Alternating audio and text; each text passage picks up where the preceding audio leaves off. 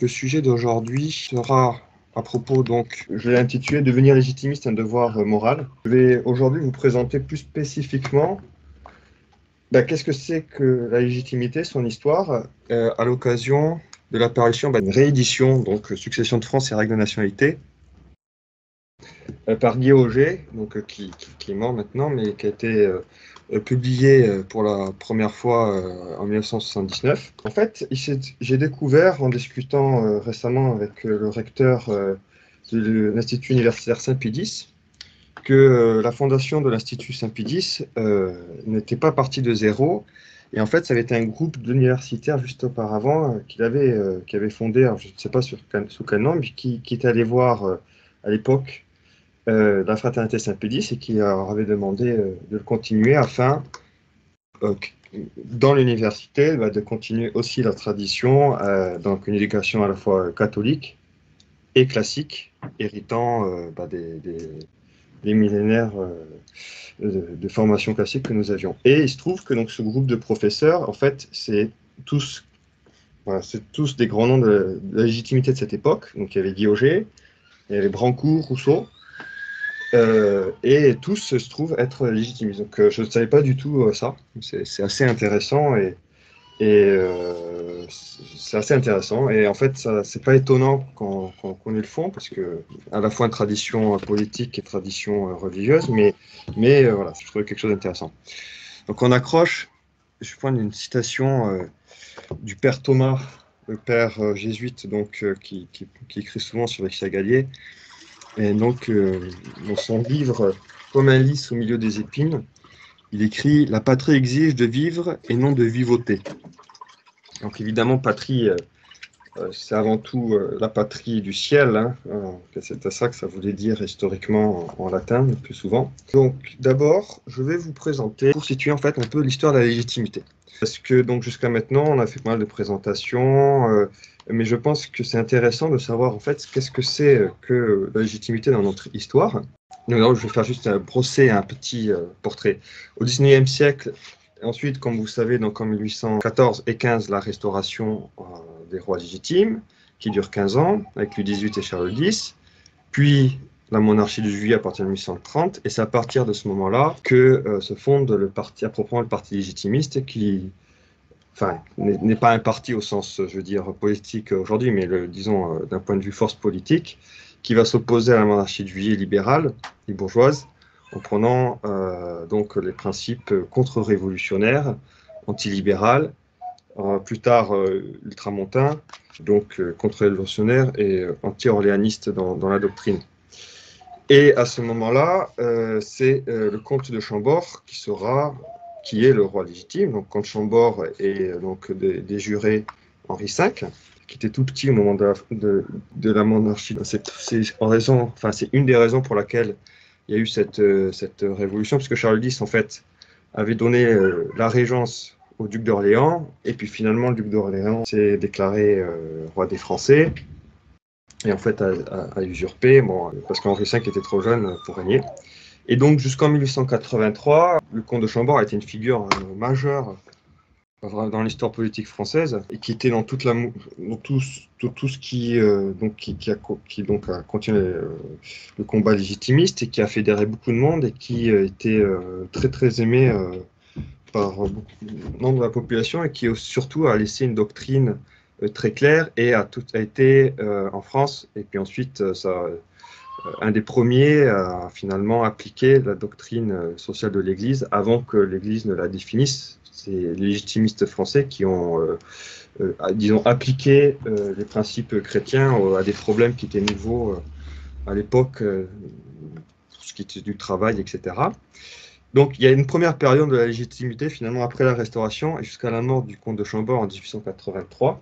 Et après 1883, le comte de Chambord meurt sans postérité, et donc les aînés des Bourbons sont les carlistes en Espagne, les Blancs d'Espagne, comme on dit, ou les carlistes, parce que, alors je ne vais pas rentrer dans ces détails, parce que ça devient compliqué, mais comme vous savez, avec les guerres révolutionnaires et napoléoniennes, la succession en Espagne est devenue compliquée, avec des échanges pendant tout le siècle entre les branches libérales et cadettes et les branches aînées carlistes. Donc, quand il y a plusieurs guerres carlistes, etc.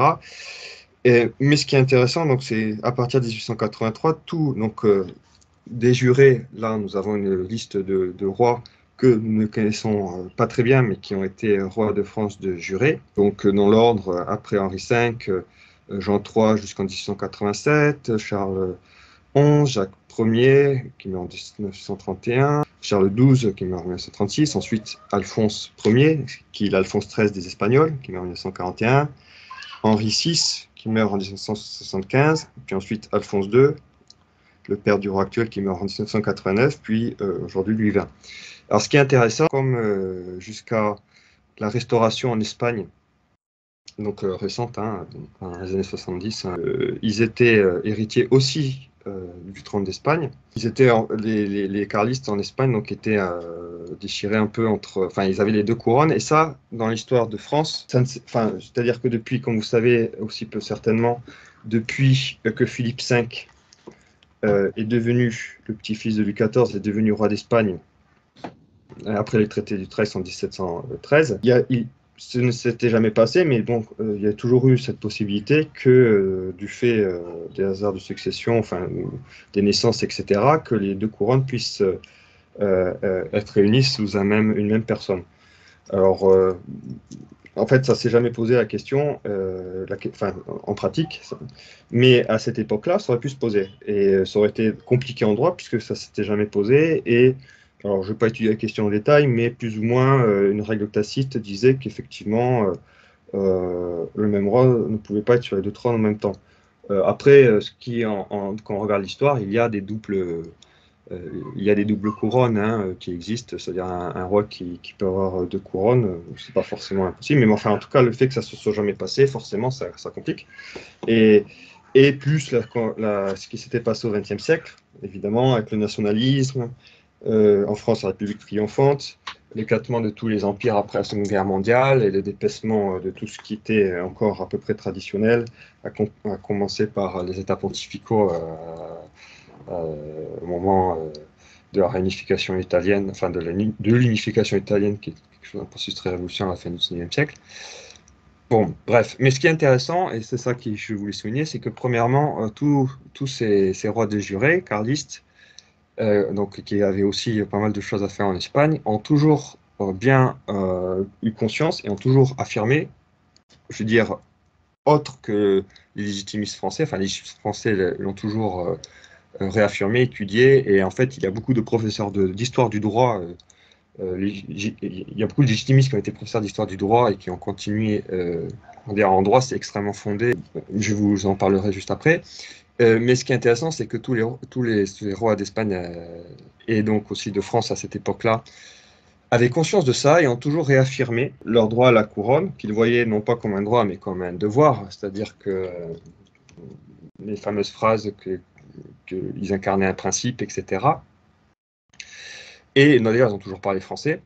Et donc ça, c'est la situation pour les rois de France. Mais en France, qu'est-ce qui s'est passé? Évidemment, le 1883 a été un moment compliqué et où la plupart de ceux qui étaient légitimistes auparavant sont devenus ce qu'on appelle en fait fusionnistes. En fait, tout le monde est devenu fusionniste plus ou moins à ce moment-là. Le fusionniste, qu'est-ce que c'est? C'est l'histoire de la fusion des deux branches et c'était ce qu'on a voulu, enfin, c'était la tentation en fait au moment où il y a eu la restauration ratée en 1873. Voilà, donc ça, à minima une coopération entre les deux branches, donc ça, il n'y a aucun souci, mais une sorte de fusion. Et en fait, en pratique, après 1883, comme personne ne voyait la possibilité politique réaliste que les carlistes puissent monter sur le trône de France avec la situation qu'il y avait en France, bah, la plupart des gens sont devenus fusionnistes, donc en pratique, on peut dire, avec une doctrine légitimiste ou contre-révolutionnaire. Mais en soit se retirant un peu, ne parlant pas trop des fidélités, soit en reconnaissant de facto que le représentant de l'idée royale en France pouvait être le duc d'Orléans. Et finalement, Maurras, c'est une sorte, même si lui, il n'était pas du service, puisqu'il est né dans une famille républicaine au départ, mais est une sorte de produit de ça, puisque quand il est né, c'est à peu près le moment où meurt le comte de Chambord, et c'est dans l'époque d'après qu'il agit, et finalement il a recueilli l'héritage contre-révolutionnaire légitimiste, et qu'il a adapté à son époque euh, très compliquée par pas mal de choses. Et puis, troisième période, et donc là, à ce moment-là, les légitimistes purs et durs ont continué à exister, évidemment, mais là, il y avait beaucoup moins d'actions politiques à proprement parler, et se sont réfugiés soit dans des actions culturelles, soit dans l'université, soit dans des activités effectivement religieuses, etc. Même s'il y a toujours eu des militants qui ont existé. Et puis ensuite, on peut dire que la résurrection du mouvement s'est vraiment passée avec Alphonse II en particulier, donc après 1975 et puis après la Restauration en Espagne, puisque la Restauration en Espagne, voilà, je ne suis pas du tout un expert des lois fondamentales en Espagne, mais c'est pas du tout les mêmes qu'en France, donc voilà. Mais en tout cas, ce n'est pas l'aîné qui est devenu roi d'Espagne, c'est le cadet. Et donc, ça a libéré la branche aînée pour la France, en fait, de facto. Ce qui est enfin, un clin d'œil à la Providence, parce que c'était pas du tout évident.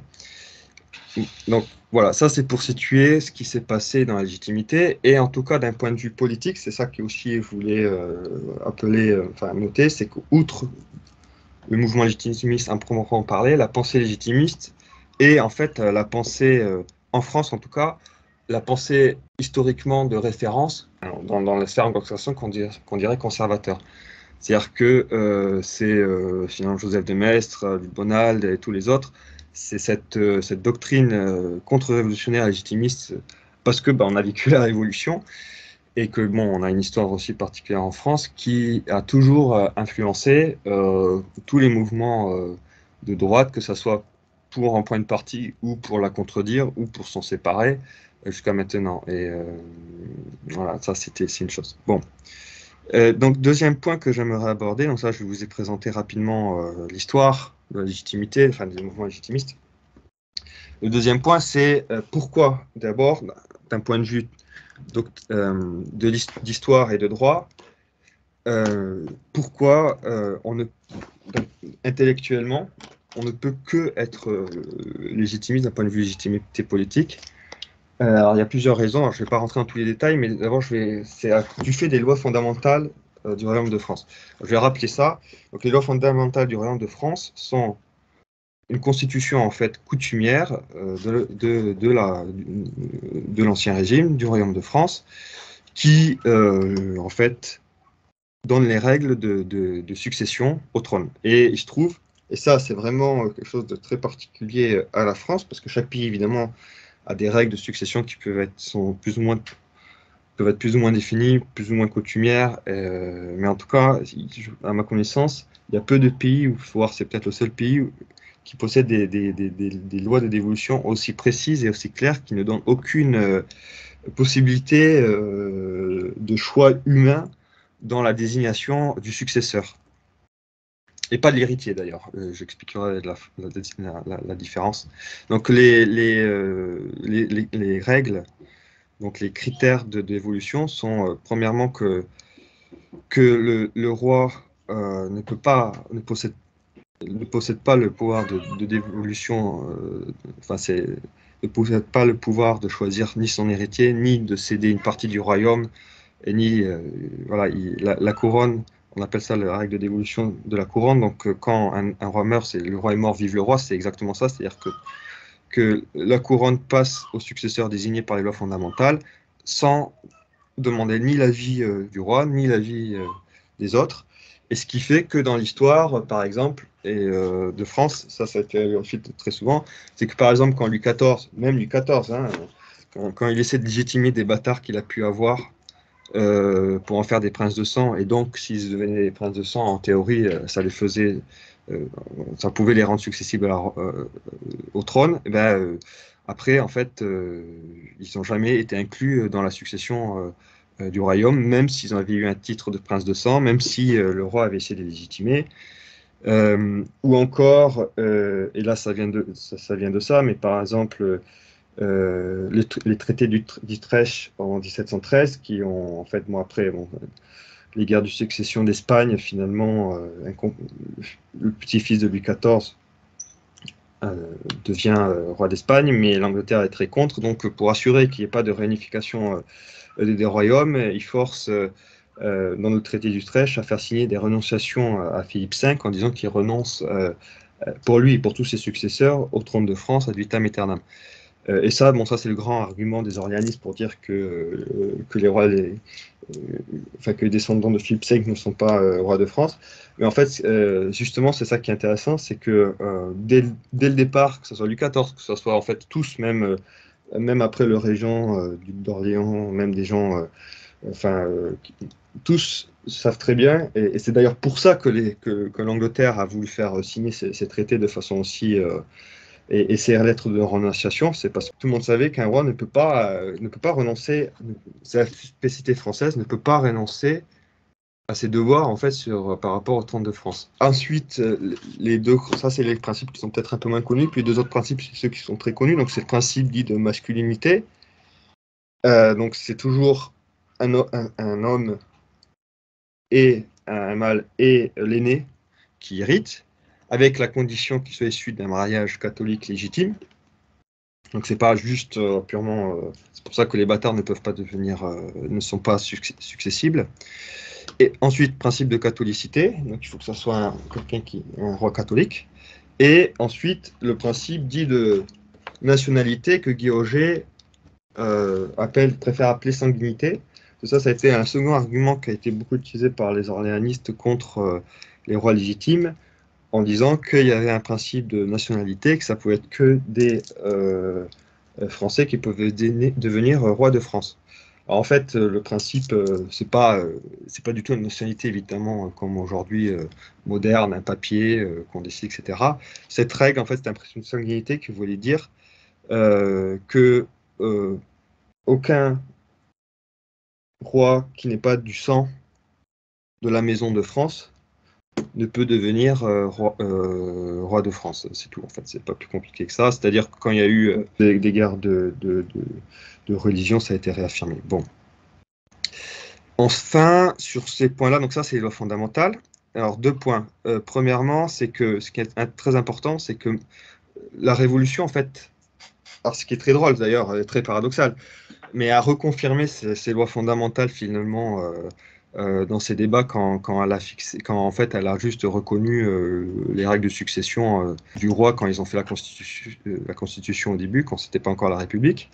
Ensuite aussi de façon indirecte, la Ve République a reconnu ces lois fondamentales quand il y a eu un procès entre les Orléans, enfin le comte de Paris à l'époque, et l'aîné des Bourbons, pour des histoires d'utilisation du blason, enfin des armes de France. Et donc, il y a eu un procès parce que pour savoir qui avait le droit d'utiliser les armes de France pleines, donc, qui indique que c'est l'aîné des Bourbons et donc qui est successeur finalement indirectement, qui indique qu'il n'y a que le roi de France qui peut utiliser ces armes en fait.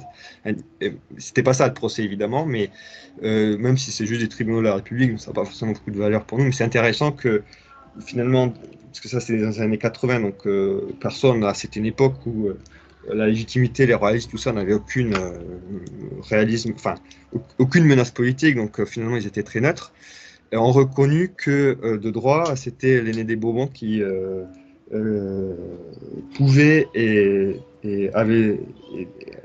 pouvait porter ses armes et que ben, aucun autre dans la famille ne pouvait les porter, donc indirectement que c'était lui le roi de France. Bon. Et aussi, autre histoire, parce que quand j'étais enfant, j'ai rencontré un spécialiste de Jeanne d'Arc et des sacres. Et bon, il n'a pas encore publié sa thèse, mais j'espère qu'il le fera. Mais enfin, en tout cas, quelque chose de vraiment très intéressant, parce qu'on parle souvent aussi du sacre, etc. Mais en fait, c'est Jeanne d'Arc, donc il a regardé le procès de réhabilitation, et en fait, il a prouvé, parce qu'il a trouvé des lettres qui s'adressent au dauphin, où en fait, il ne s'adresse pas au dauphin en tant que dauphin, mais que dès avant le sacre, il s'adresse au dauphin comme roi. Et donc, que même à cette époque-là, même Jeanne d'Arc avait conscience que le roi de France était roi de France sans le sacre. Je veux dire, le sacre a toujours été fait en France et est devenu... mais le roi de France en France devient roi au moment de la mort du roi précédent. Et Jeanne d'Arc, en fait, le reconnaissait. C'est-à-dire que dans ses lettres, quand on regarde ses lettres, la façon dont elle s'adresse au roi, elle s'adresse en lui en tant que roi et pas en tant que dauphin. Donc elle avait cette conscience que c'était le roi déjà. Donc bon, voilà. Bon, ça, c'était pour resituer l'histoire de la légitimité, pour resituer un peu les lois fondamentales et qui donc n'ont pas été abolies. Oui, et pour un dernier point très important, et d'ailleurs ça va compléter un aspect à propos du comte de Chambord et de la restauration ratée de 1873.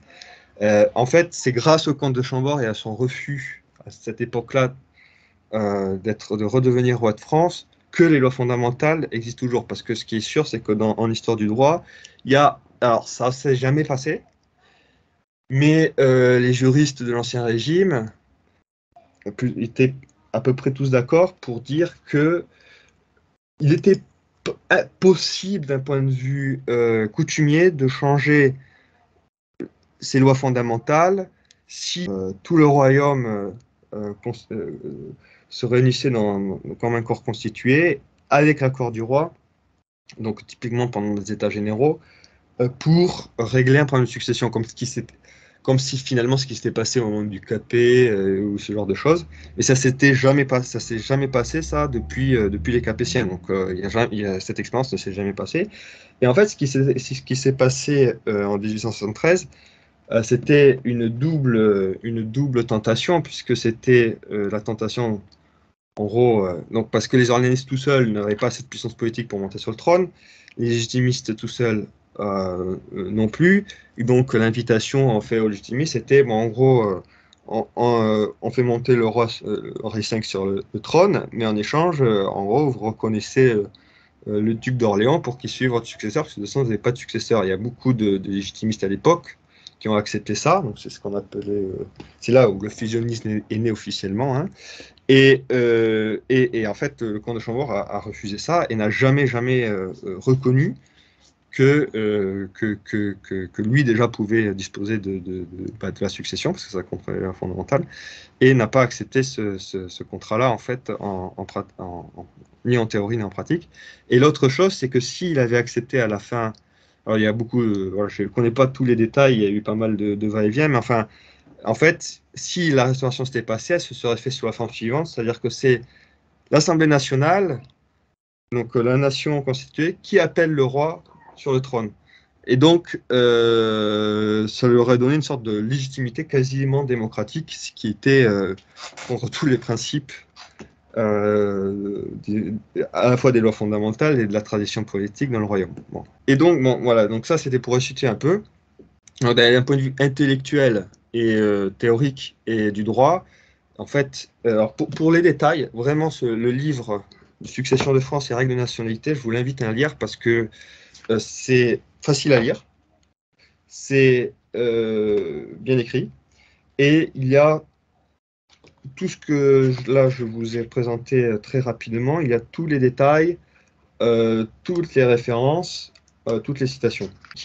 Voilà, en fait, pour, je pense, la génération plus jeune, d'ailleurs, tous les arguments on va dire, du XXe siècle, des orléanistes contre la légitimité ne parlent plus du tout, parce que ça semble tellement évident qu'être français, c'est pas une question de papier, que c'est pas une question d'être espagnol ou pas français. Alors, par exemple, il y a une phrase très intéressante qui disait « Mieux vaut avoir un accent castillan qu'un accent révolutionnaire ». Ce genre de choses. Alors, je trouve que c'est juste une sorte de boutade, mais c'est très vrai. Donc, dans ce livre, tous les détails sont apportés et sont vraiment très bien. Ce qui est très intéressant, et c'est là où on voit que c'est très agréable on voit que c'est vraiment quelqu'un de très charitable, très catholique aussi, parce que c'est-à-dire qu'il est très intransigeant sur les principes, il expose très bien la tradition, qui n'est pas juste une tradition intellectuelle, qui n'est pas juste une tradition théorique, mais qui a été vraiment appliquée pendant 1000 ans en France et qui a continué à être appliquée même après la Révolution. Et en fait, c'est pour ça que le mouvement légitimiste tel qu'il est en France peut exister. C'est parce que la règle de succession dans le Royaume de France est hyper clair. En fait, s'il y avait eu quelque chose de pas clair, ça fait longtemps qu'il n'y aurait plus qu'il y aurait plus de roi de France, quoi, tout simplement, hein. Et ça, c'est quelque chose un clin d'œil de la Providence, j'imagine aussi, mais enfin, voilà, bref. Mais ce que j'aimerais exposer dans un dernier point, alors c'est un peu c'est le titre de la conférence, c'est pourquoi est-il un devoir moral de devenir légitimiste? Alors, je sais que c'est fort comme expression, mais je pense vraiment que c'est que c'est vrai en fait. C'est-à-dire que c'est pas une question de choix, c'est pas une question de convenance. On ne choisit pas son roi comme on choisit ses chaussettes. Comment dire, il y a un côté dans tous les débats du XXe siècle, quand il n'y a que les légitimistes finalement qui ont tenu un discours différent sur ce point-là. Même les antilibéraux, même ceux qui avaient une vision très claire sur le libéralisme, quelque part en politique, on peut faire sa sauce, quoi. C'est comme si on pouvait choisir et que, alors parfois il y a des choses de facto qui se passent, il faut que ça soit réaliste, mais il y a quand même toujours allez, on va choisir ce qui nous plaît finalement. Et alors légitimiste, la position c'est vraiment, même si le roi ne nous plaît pas, si c'est le roi, c'est le roi. Et bon, il se trouve qu'à l'heure actuelle, on a de la chance parce qu'il correspond tout à fait à la fois à l'époque, tout en étant très intransigeant sur les principes, très clair dans ses bottes, très catholique. Il présente bien, il est beau, etc. Mais même si ce n'était pas le cas, c'est ça qui est intéressant, c'est que le roi est le roi, quoi.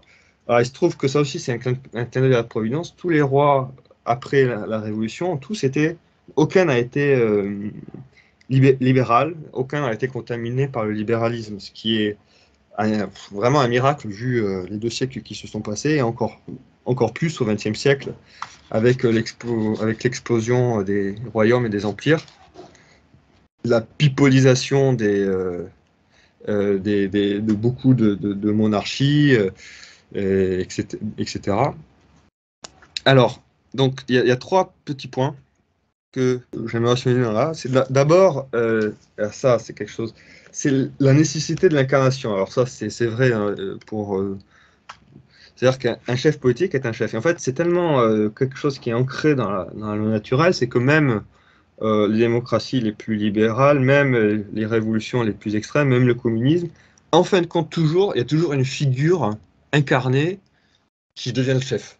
Alors, sauf que c'est nié, et donc ça peut devenir des choses très tyranniques. D'ailleurs, au passage, comme le fait qu'on ait une société hiérarchisée, donc même quand la société est égalitariste, eh ben, la société hiérarchisée se recrée toujours. La nomenclatura au communisme, oligarchie capitaliste à l'heure actuelle, elle peut être cachée, elle peut être non assumée, elle peut être niée théoriquement, mais en fait, elle se recrée. C'est parce que c'est pas possible de faire autrement. On ne peut pas vivre, on peut faire ce qu'on veut, on ne peut pas vivre dans une société qui n'est pas hiérarchisée, et on ne peut pas vivre sans un chef incarné.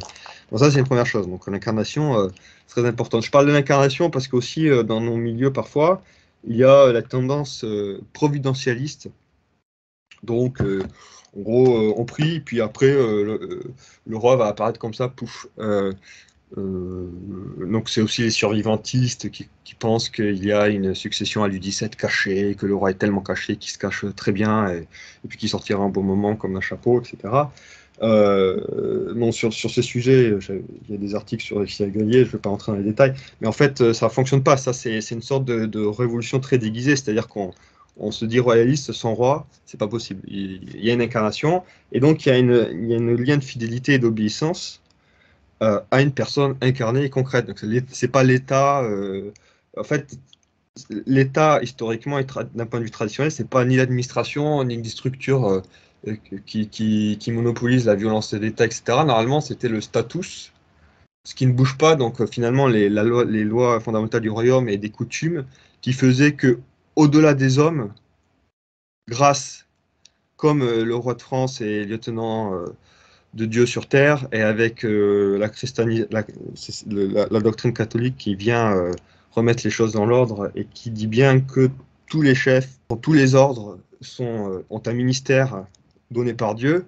Donc le vicaire du Christ est le vicaire du Christ, c'est pas le Christ. Le roi de France, c'est le lieutenant. Le lieutenant, ça veut dire tenant lieu.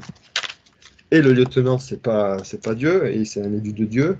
Alors, c'est pas les mêmes modalités ni d'élection ni de choix. Hein. Dans l'Église, c'est Les règles et coutumes ont pu changer un peu par rapport aux époques, mais la succession se fait en conseil de cardinaux, ce genre de choses, alors que dans une autre société, pas pour la même objectif, mais il existe une société parfaite, et puis les pays sont aussi des sociétés parfaites.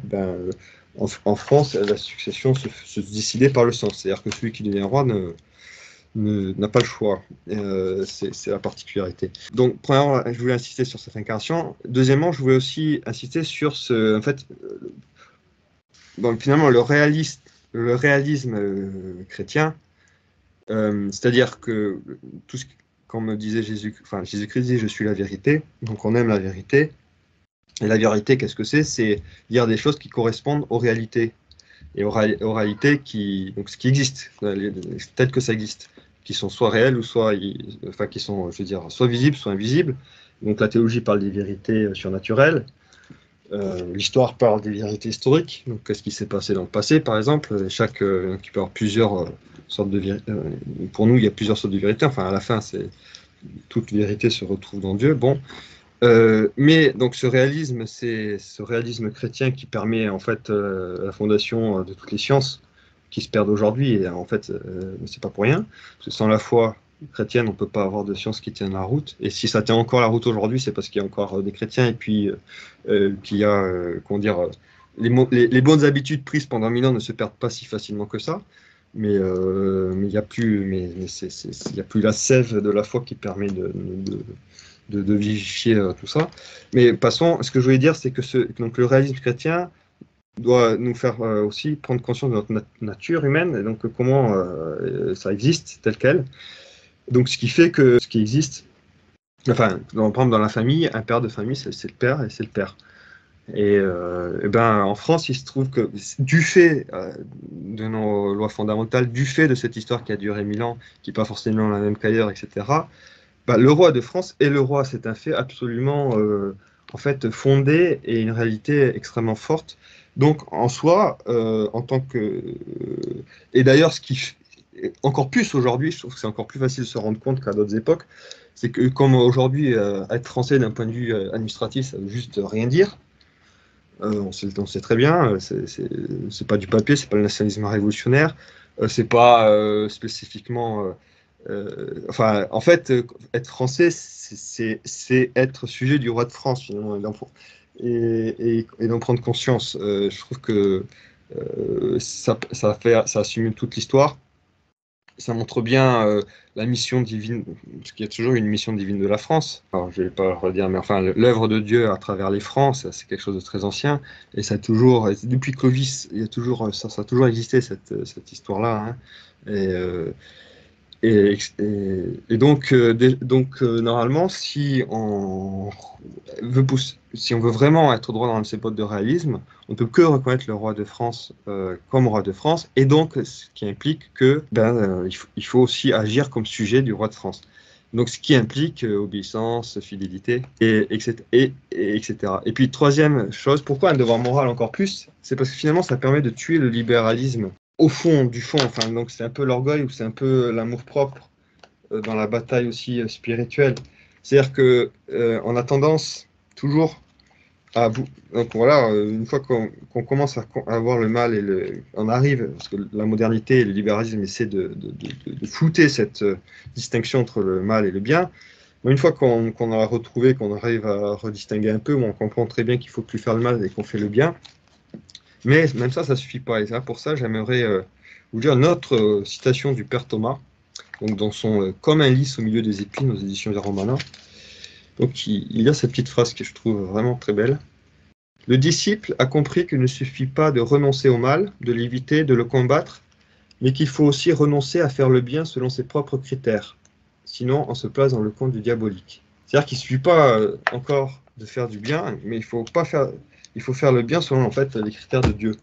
Et le fait de reconnaître tout simplement la réalité telle qu'elle est, même si elle ne fait pas plaisir, même si on aimerait qu'elle soit différente, donc en matière politique, c'est pas un peu légitimisme, et bien ça permet de travailler cette mortification finalement de notre volonté propre et cette fidélité qui d'ailleurs, en période troublée, permettent au chef qui sont donc en politique et en France en particulier naturellement d'abord élus, enfin qui naissent pour les rois de France qui naissent rois et qui sont naturellement élus par Dieu, et ensuite surnaturellement confirmés par le cercle, si vous voulez.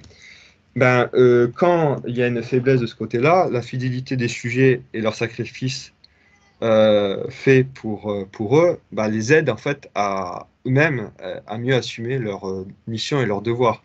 Et imaginez que vous êtes un peu... Alors, c'est pas ce qui se passe à l'heure actuelle, puisque le roi fait son travail, même s'il y a certains qui font toujours des critiques, mais ça, c'est facile.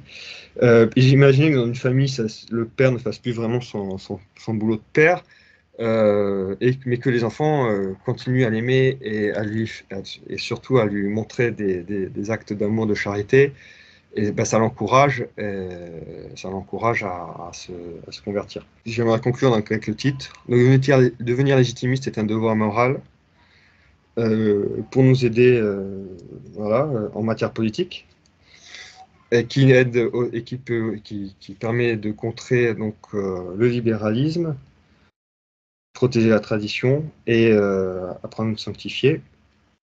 Et en dernière instance, parce que ça aussi c'est souvent, c'est-à-dire que voilà, c'est souligner la chance qu'il y a en France d'avoir des règles de loi fondamentale si claires, que malgré les 200 ans un peu plus post-révolutionnaires, il n'y a pas eu d'anicroche dans les successions chez les aînés des Bourbons, ce qui est voilà, miraculeux, et ce qui en tant que catholique, devrait nous...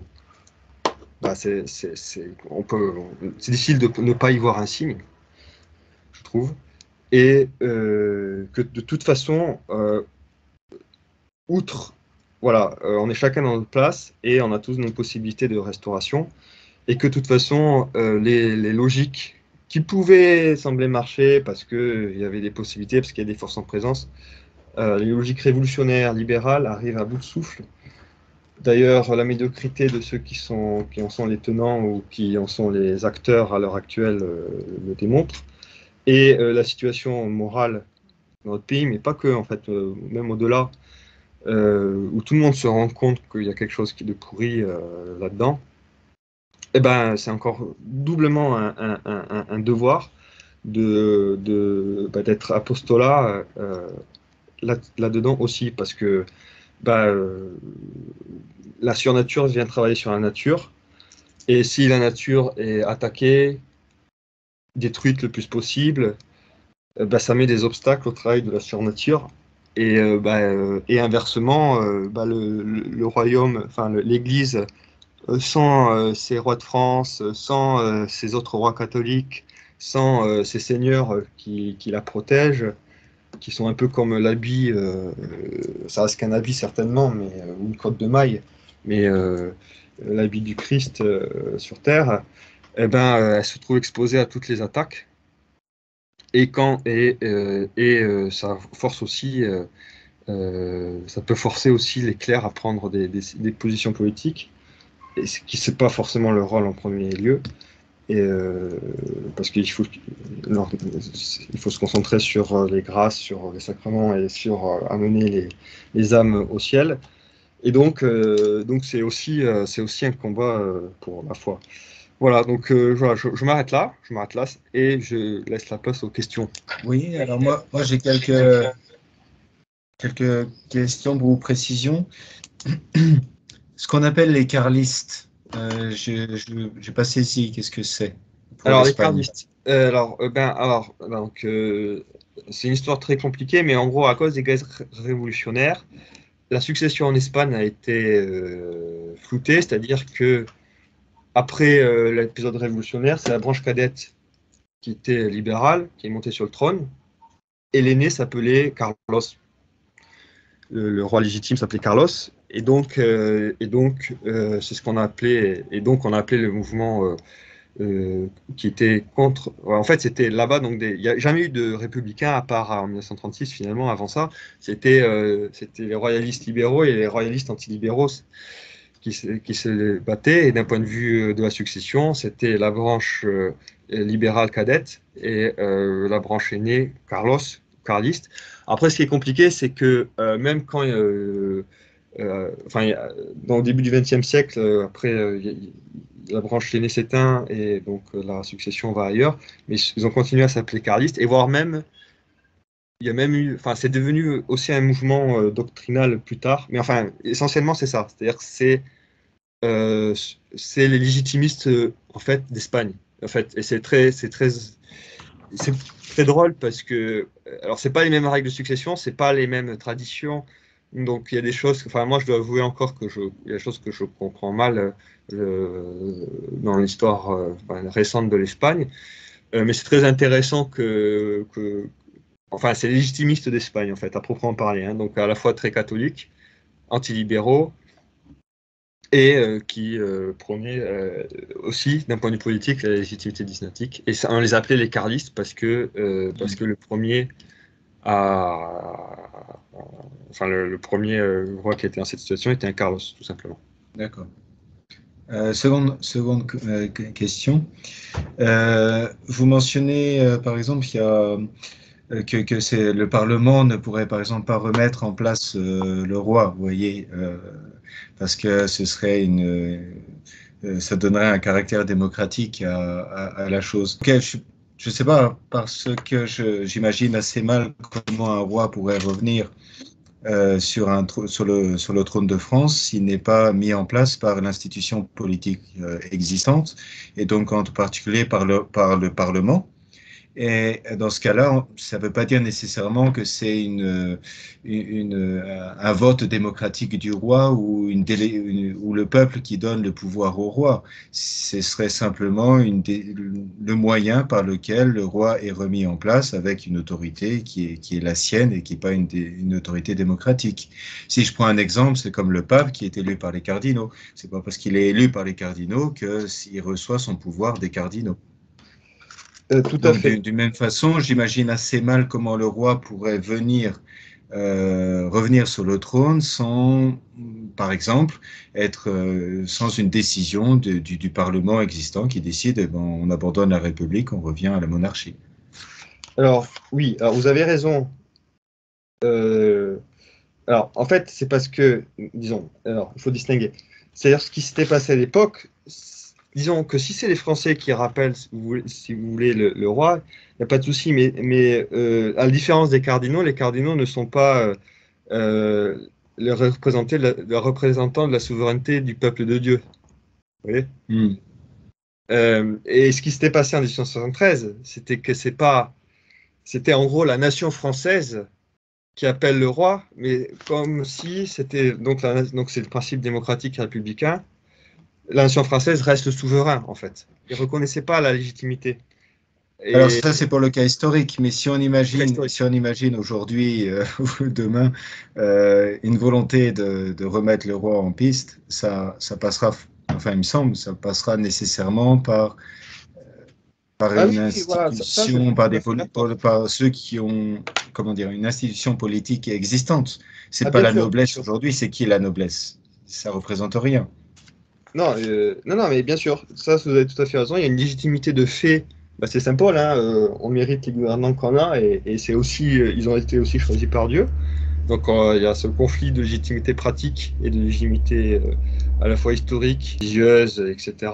Donc effectivement, la façon normalement, mais ça, de toute façon, l'histoire, on ne sait jamais ce qu'elle nous réserve, hein, mais effectivement, quand l'institution existante, en fait, plus que, voilà, ça reconnaisse le roi comme à sa place. Et effectivement, ça peut très bien passer par le Parlement, mais je dois avouer que après, vu à quelle vitesse se passent les événements, tout est possible.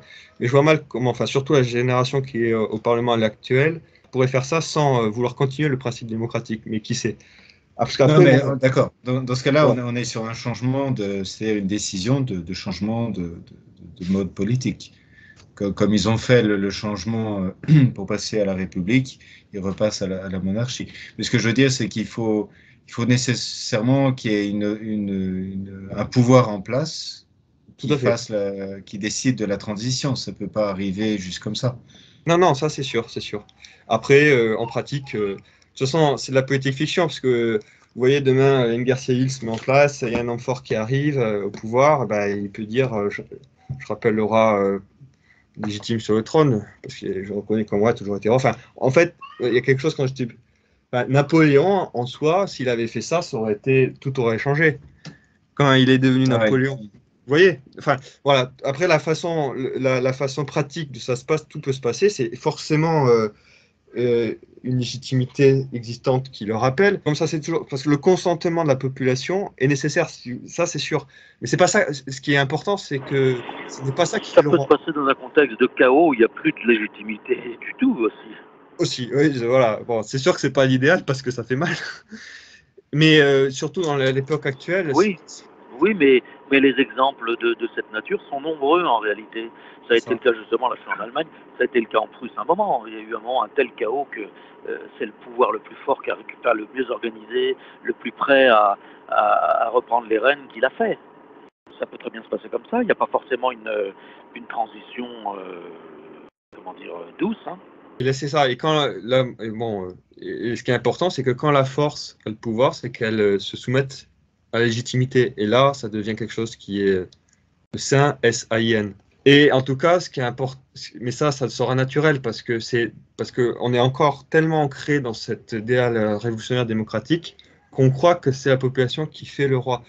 Alors que dans l'histoire de France, même si tout le temps, il y a toujours un consentement des sujets, parce que ça ne peut pas bien fonctionner si les enfants ne consentent pas à l'autorité du père, eh ben, la famille ne peut pas bien fonctionner. Et évidemment, quand c'est des enfants dans une famille jeune, le consentement se fait naturellement et automatiquement. Mais dès que c'est une société politique un peu plus complexe, et sans aller jusqu'au royaume, on peut juste prendre une maison, donc c'est-à-dire une lignée, disons. Eh ben, il faut bien qu'il y ait un consentement des différents chefs de famille, par exemple, par rapport au chef de la lignée. Ou sinon, ça crée des guerres internes, ça s'entretue, tout ça.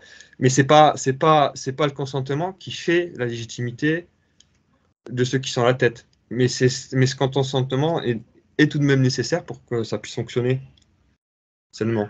Il y a un exemple qui peut peut-être être intéressant à regarder, c'est justement la façon dont l'empereur a repris le pouvoir sur les shoguns. Parce que ça n'a pas du tout été une transition douce non plus. Non. Et d'ailleurs, c'est très intéressant cet exemple parce que le travail de cette c'est-à-dire que la légitimité de l'empereur était redevenue quelque chose de normal depuis le début, enfin depuis le début du 19e siècle.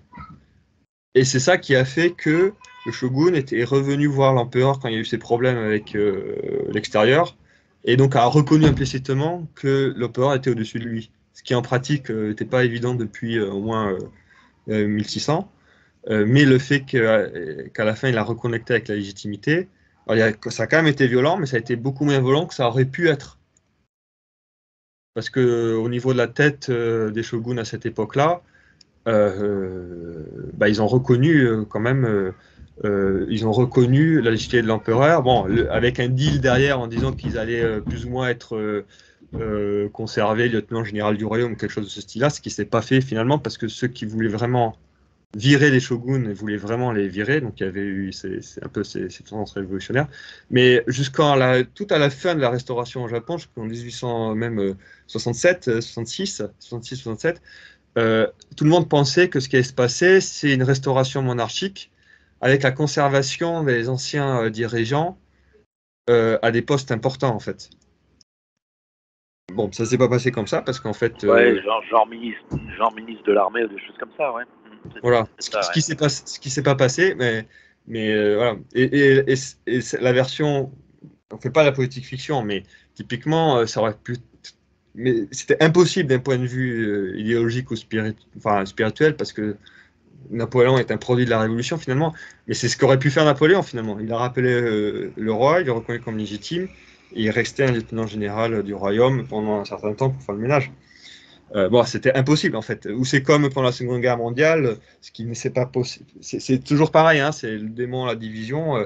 Tout le monde pensait à l'époque, enfin, quand on lit les mémoires même de Jean-Marie Le Pen, tout ça, c'est quelque chose que moi je ne savais pas du tout, mais je trouvais vraiment, tout le monde à l'époque apparemment c'est quelque chose de normal, c'est que Pétain et De Gaulle sont alliés, quoi. C'était le bouclier à l'intérieur et l'épée à l'extérieur. En fait, c'est pas du tout ce qui s'est passé. De Gaulle a diabolisé Pétain et a créé une opposition frontale, mais au début, plus ou moins, les gens ils se disaient, bah, forcément ils vont s'entendre et s'allier puisqu'ils défendent la même France. Et donc, en fait, on se rend compte que à quel point c'est important d'avoir la doctrine claire. Et ensuite, c'est une question de vertu en fait, personnelle. C'est-à-dire que si on reconnaît l'humilité, tuer son orgueil, faire passer le bien commun avant. Et c'est très paradoxal, mais dans ce sens-là, c'est ça, une conformité à la réalité. C'est comme les saints sont les plus conformes dans l'ordre spirituel à Jésus-Christ, et c'est pour ça qu'ils sont saints. En politique, être conforme à la réalité politique. Et cette réalité, c'est pas que... Quand on dit réalité, il ne faut pas se tromper sur la situation actuelle qui est la conséquence aussi de tout un tas de péchés des gens. C'est pas le côté relativiste de vouloir, par exemple, parce qu'il y a des gens qui divorcent, pouvoir accepter le divorce. C'est justement reconnaître les principes naturels qui font partie de la réalité et reconnaître que ce qui ne fonctionne pas, c'est parce que justement, on va contre ces principes et que ça crée des problèmes. Et que c'est que en réhabilitant et se refondant sur les principes qu'on peut commencer à régler les problèmes des situations concrètes. Et que de toute façon, si on essaie de bricoler des choses pour limiter la casse, en fait, ça ne marche pas, en fait. À moyen terme ou sur le long terme. Et bizarrement, c'est très intéressant, et c'est là où la révolution nous aide parce qu'on voit que ça fait pas mal de mal, mais il y a un côté, par exemple, quand Bernanos parle de la République des robots et que en fait notre temps veut nous rendre des petits robots conformes, c'est la compliance dans les entreprises, le légalisme absolu, on doit être juste conforme comme des robots, quoi, devenir des robots qui travaillent bien, qui mangent et qui obéissent à tout et qui font n'importe quoi pour se défouler. Enfin, mais en fait, il y a quelque chose dans toute cette... c'est évidemment une erreur parce qu'on nous demande de nous conformer à des choses qui sont fausses et puis il y a des choses qui sont humaines, au mieux, voire qui deviennent mécaniques à l'heure actuelle, ou voire animales, que ce soit les passions, etc. Mais il y a quelque chose de profondément qui parle de la nature humaine là-dedans, c'est qu'on est fait pour la conformité. Alors, c'est la conformité à Jésus-Christ et à Dieu et à la nature faite à l'image de Dieu, telle que nous avons été créés. Mais même dans les pires choses dont nous souffrons tous les jours dans le monde moderne et contemporain, ça parle de quelque chose de très profond de la nature humaine. Et en fait, finalement, notre boulot, et dans cette situation-là, il suffit, pour que les gens se convertissent, quelque part, c'est comme dans les sociétés qui sont peut-être très esclaves, elles peuvent très vite aussi devenir très libres. Il suffit qu'au lieu de prendre comme maître, on prend la démocratie, ses passions animales, son orgueil, on prenne Dieu pour naître, on reconnaisse et chacun à sa place, et qu'on se conforme non pas à ces délires idéologiques créés de main d'homme, à des mauvais penchants, à tout ce qu'on veut, mais qu'on se conforme à Jésus-Christ pour que ça se passe bien. C'est l'idée de tout à l'heure, c'est-à-dire que faire les biens pas selon nos critères. Et bizarrement, les choses peuvent changer vite, quoi. C'est-à-dire que les gens qui se conforment à ça, il suffit qu'ils se conforment pas à ça et à la bonne chose, et ça change tout. Une autre question, c'est, si j'ai bien compris, c'est par rapport donc au traité d'Utrecht, quand les Anglais ont exigé que Philippe V, c'est ça, renonce à la couronne de France. Donc, en fait, Louis XIV savait très bien que selon le droit coutumier français, ça n'avait aucune valeur. Donc, ils l'ont laissé mettre dans le traité, mais voilà, on s'en fiche. C'est ça. Et ça aussi, c'est intéressant parce que comme c'était un traité et quelque chose d'international, même aujourd'hui, il y a ce conflit qui existe encore en droit. C'est normalement toujours le droit interne qui prime sur le droit international. Mais depuis la fin du XIXe siècle, l'internationalisme et la mondialisation, en fait, ça a commencé dans le droit. Ben, aujourd'hui, ce qu'on apprend à les universités, dans l'école, et ce qu'on veut convaincre, c'est que c'est les traités internationaux qui sont supérieurs au droit interne et aux constitutions. Parce qu'on veut c'est nouveau soumettre. comme Et oui, mentalité. Ouais. enfin, historiquement, c'est Ouais. nouveau. En fait, avant, c'était dans le droit international, c'est toujours les droits internes qui priment.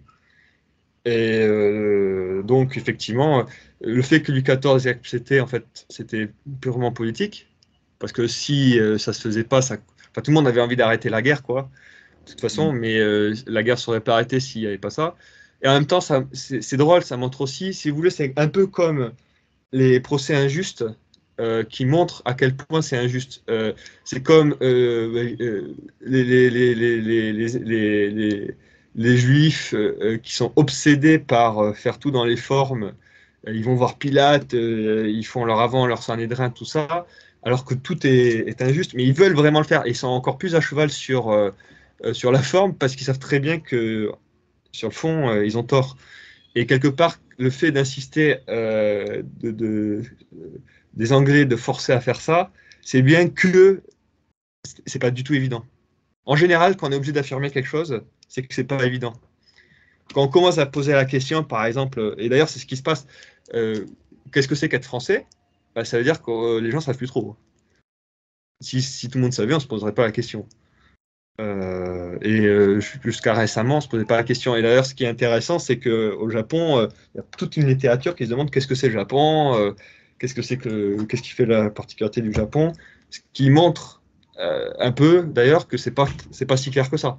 Si c'est clair, on ne se pose pas la question. C'est ce que dit d'ailleurs Joseph de Maistre sur la Constitution, et que, en fait, écrire la Constitution est déjà un échec. Alors, on peut être obligé parfois, mais devoir l'écrire, ça montre que c'est plus aussi évident. Parce qu'une coutume qui est très bien installée, bah, elle est si bien installée qu'on n'a pas besoin d'écrire. C'est ce qui se passait avec les lois fondamentales du Royaume de France. C'est que tout le monde était d'accord parce qu'il n'y en avait pas beaucoup déjà, hein, donc mais tous les juristes étaient d'accord. Alors après, comment l'appliquer, ça c'est une autre question, hein, en pratique, quand il y a un cas qui ne rentre pas dedans, bah, c'est les juges qui justement essaient d'appliquer les principes. Enfin, dans la religion, c'est typiquement les cas moraux, quoi. C'est la morale, il y a la loi qui ne bouge pas. Et puis, bon, bah, les cas, parfois, c'est compliqué. Enfin, bon, là, c'était des choses qui étaient relativement simples. Mais Joseph de Maistre explique ça très bien. C'est qu'une fois qu'on écrit, bah, déjà, c'est un échec parce que ça prouve que c'est plus évident, donc que la situation est compliquée. Parce qu'on est obligé d'écrire quelque chose qui n'est pas évident. Et en plus, on prend le risque à l'époque, c'était pas encore trop le cas, mais à l'heure actuelle, c'est clairement le cas, qu'on puisse le changer.